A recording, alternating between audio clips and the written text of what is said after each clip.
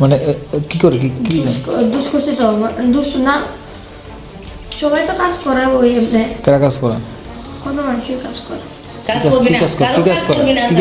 কি কাজ করা ভাত খেতে বলে এরা জল টানা না খা এবার আবার অনেক সময় যেদিন কারো ব্যাপার থাকে এদিন গাইছে বলে তোর ব্যাপারে কাজ করেছে কি করেছে তার যদি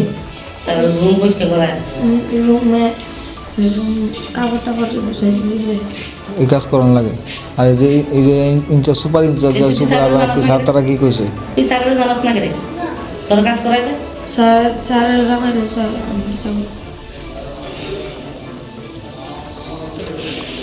এবারে ব্যাট ভাঙছে বলে কালকে ব্যাট ভাঙছে কালকে ব্যাটটা কেন ভাঙছে টাকা না দিলে কালকে রাতের মধ্যে 100 টাকা না দিলে রুম বলে টাকা দেবে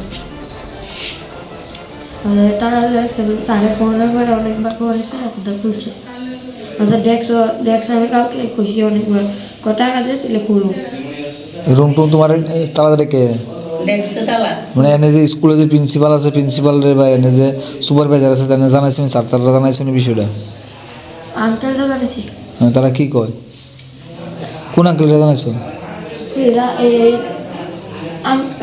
স্যার কালকে মানে স্কুলে যে ইনচার্জ আছে তারা জানাইছো নি জানাইছো না এই নিয়ে তোমরা জানি না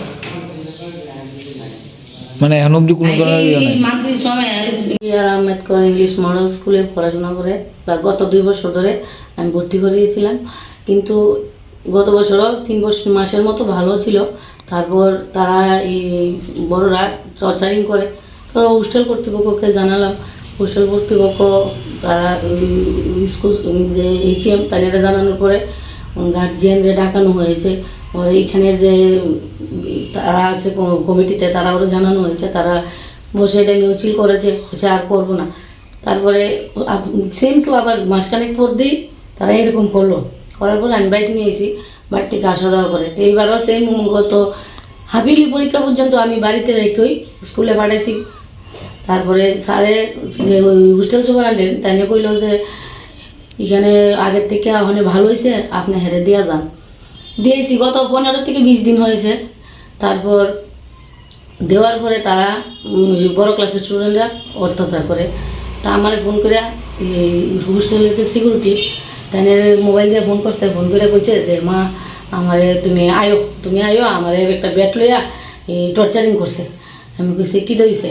তারপরে আমার স্টুডেন্ট ফোন করে কয় 600 টাকা চার্জ, এই ব্যাটের দাম 600 টাকা দিতেই। আমি কইছি কি? প্রথমত কইছে ব্যাটের দাম না, প্রথমত কইছে যে আন্টি হ্যাঁ আমাকে হাওলাত নিছে। ওটা মিথ্যে কথা, হাওলাত নিছে না। হোস্টেলে যে ব্যাটটা খেলছে এটা ভাঙাই আছিল, ব্যাটটার দাম কইছি যদি বাইরে ভেঙে দেয় আমি দিব। কিন্তু হোস্টেলের সুপারিনটেন্ডেন্টে জানাইছি, তাই কোনো পদক্ষেপ নিছে না।